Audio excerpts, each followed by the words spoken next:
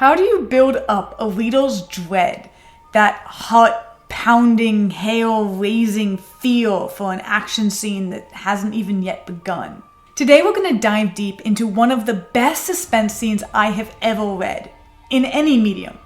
We're breaking down a scene from Verity Burn's awe-inspiring fanfic, The Green Blade, to watch moment by moment as she builds up the best of gut-clenching suspense in just 1,651 words.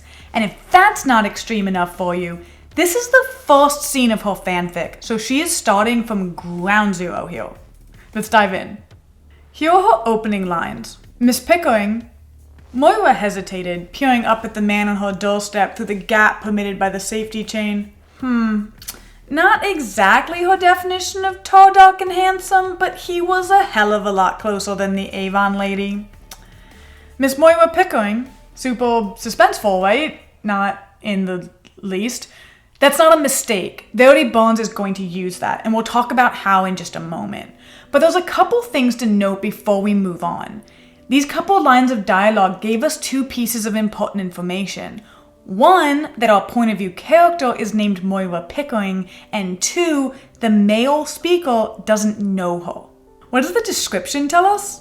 Well, actually quite a bit, despite the fact that there's not much there. Let's look at the verb peering up. Even if we're not picturing it, we can feel that he's taller than her. We have the beginning of a description, the not quite tall, dark, and handsome, but not much of one. And remember that, because that's going to be important. You know how this beginning is purposefully not being suspenseful? Well, it's always a little bit worrying when a taller than you man shows up on your doorstep, right? So why aren't we worried? Verity Burn does something really smart here, which is that you don't eye up a man when you're scared. So we immediately know that Moira Pickering isn't concerned at all. When we don't know much about a situation, we tend to just follow the reactions of the people that seem to know what's going on. In this case, Moira Pickering. So since she doesn't seem concerned, neither are we, even though otherwise the situation would call for being a little concerned with this strange man there on her doorstep. It's really effective. We unconsciously read not quite tall, dark, and handsome and go, oh, this is one of those two characters meeting for exposition type scenes, or maybe there's a romance in there type scenes, but not one of those suspense building type scenes. So we don't feel suspenseful, which is exactly what Verity Burn wants. But what if that scene was written without that line? Take a look. Miss Pickering.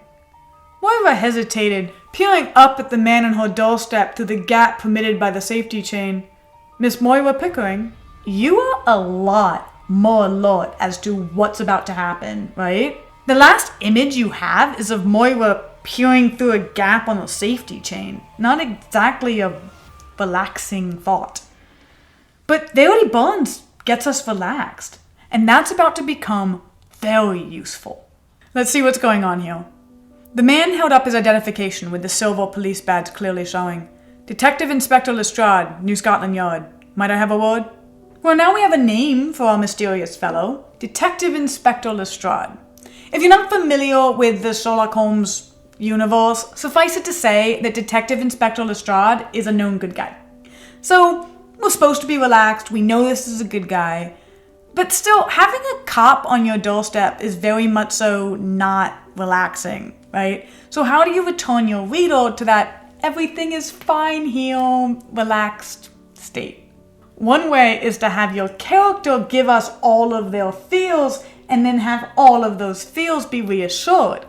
Then we'll be like, oh, it's not any of those horrible things either. It must be one of these benign characters meeting as exposition type scenes. Let's see how Verity Burn does it. Moira drew in a sharp breath and her hand flew to cover her mouth. Had something happened to... No, they would hardly come to her. It couldn't be. What's going on? She demanded, heart racing. Has something happened to... No, it's nothing to worry about. Please don't be alarmed. He smiled reassuringly. Just a routine inquiry. May I come in? I will only take a few minutes of your time.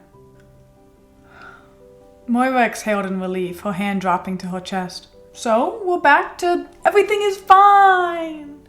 But just to make sure we cement the benignness of these events, this happens.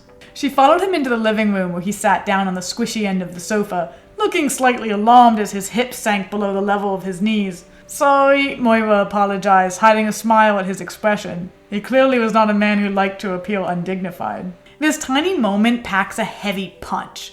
Suddenly, he's not tall anymore. He's plopped down on the sofa in a way we're told looks undignified, and we're encouraged to laugh at him alongside Moira.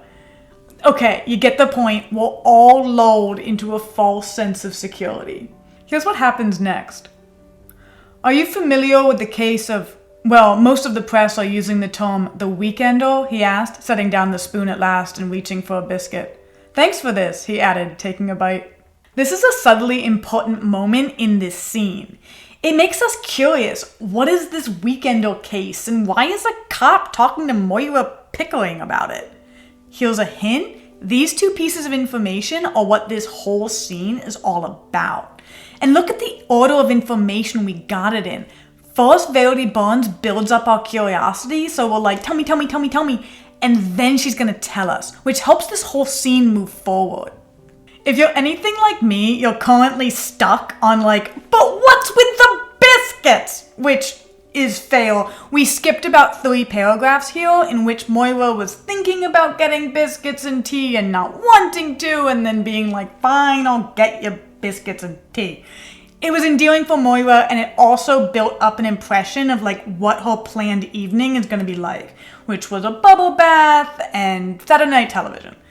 That impression of her future evening is going to be important, so are the biscuits and tea. But for right now, let's dive into what Verity Burn does with that weekender information we are dying for. Only what's been in the papers, Moira told him. 3 people killed in their homes the last 3 weekends. On the Sundays, according to the tabloids. The Mirror called him the Sunday Slasher. Is that right? Is it the Sundays?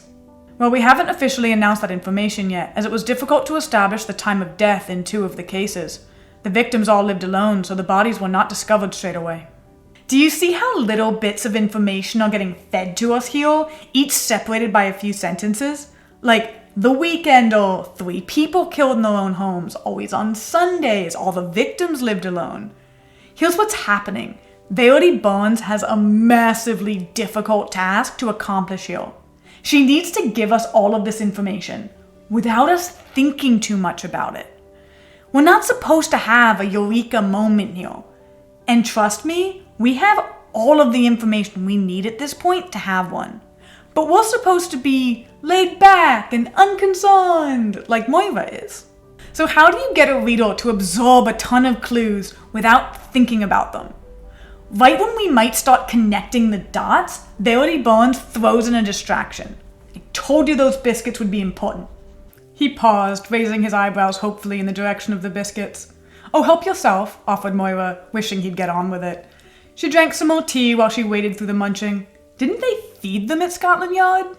We're reminded that he's annoying and he keeps pestering her about these stupid biscuits, and we just want him to leave so that she can get to her bubble bath, just as she's annoyed and wanting him to leave so she can get to her bubble bath. Bubble baths and unwanted guests are intensely benign, right? This makes a really easy, everything is fine thing to focus on. So now let's go and make it a little bit less benign. Her eyes fell to his chest as he brushed the crumbs off his jacket. Really, she thought, he wasn't half bad. A bit skinny for her taste, perhaps, but there was definitely something about him. There's a big clue for us. He's a bit skinny. Here's a hint for all y'all non-Sherlock fandom peeps out there. D.I. Lestrade is not. Looks like it's a good time for some more of that everything is fine distraction, no? She started to wonder about dinner, mentally inventorying the contents of her fridge. After all, it wasn't as if Robert was faithful to her, whatever he promised, and she could always watch Strictly on iPlayer in the morning. Okay, now we turn up the heat, oh so slowly. Well, we have reason to believe that the killer's next target may be in this area, he told her. We're just checking up on people who meet the victim profile. And I meet the profile? That certainly wasn't news anybody wanted to hear. Well, that's worrying. And this time, we're allowed to be uncomfortable. No biscuits, no everything is fine, distraction, no tea, nothing. And then this. Oh, very much so, I'm afraid. Well, that's a weird way to word that, isn't it?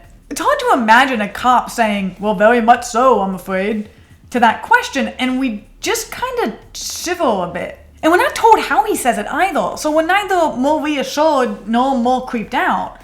We're just discomfited. Here's the next line. Moira shivered. This talk was making her feel a little peculiar. She picked up her cup again, sipping at the last of her tea. Now we are feeling remarkably uncomfortable, especially because Moira's uncomfortable. This is where this all starts to come together. We were so unconcerned before, and now we're nervous at the exact same time and at the exact same way as Moira is. We're joining in on her experience and our heart starts to beat faster. The hairs on the back of our necks are starting to rise because something feels a little off, but we don't quite know what it is. Let me repeat the most important part of that. We're joining in on Moira's experience. Verity Burn worked so hard to convince us everything is fine, so that we got to feel that suspense build up from the start, with just as little information as our protagonist has. Now it's going to start to heat up. Remember how I said that tea is important? Moira just finished drinking it, which marks a distinct change in this scene. We've got a smart protagonist. She's doing her best to keep herself safe. That's important because once we start to disrespect a character, it's really hard to relate to her. Let's turn up the heat a bit more. I'm afraid that might not help, he warned her. At first we thought the killer might be known to his victims, but we have found no connection between them, so are now suspecting he is gaining access to the properties under false pretenses. Moira thought about that for a moment. Like pretending to read the gas meter, do you mean? Something like that, he replied, smiling at her. Really, his smile was not nearly as attractive as she had first thought, Moira decided a little vaguely. He could get his own dinner. Now, we're suspecting. This man is not attractive anymore. We don't like the situation, and we want her to get out of it. Here's the thing. There's 3 different types of suspense. The first is when you know what's about to happen, but not when. Like, if I were to tell you, I'm gonna slap you sometime in the next 10 minutes. The second is when you know what's about to happen and when, but vital information is missing. Like how the battle tomorrow goes. The third type of suspense is what Verity Burn uses here. We know something is about to happen, but we don't know what or when. And it's this kind of amorphous tension that slowly ratchets up our spine as she convinces us that whatever it is, it's something bad and it's gonna happen soon. At this point, Verity Burn has laid the foundation for this third type of suspense. We know we don't like the situation we're in, and we want to get out of it, but we don't really know why. Our fear and suspicion and adrenaline are rising, but there's nothing to attach it to, no specific thing to feel. This kind of suspense turns to action the moment everything clicks and we know what to be scared of. Let's turn up the heat a little bit more. He leaned forward, his face showing concern now. Are you all right, Miss Pickering? He asked. You look a little pale. Moira blinked a few times and forced herself to concentrate. I'm fine, she said, just tired. It's been a long week. Now we are certain that something is wrong. Our protagonist is pale, she's feeling a little vague. And remember how I said that we mirror the emotions of the characters we read about. This man is showing concern, and so we're clued in that we should be feeling that too. We wonder, is she okay? Early night tonight, I think. At least I don't have to worry yet, do I? It's only Saturday. She gave a nervous laugh, then wondered if it was inappropriate.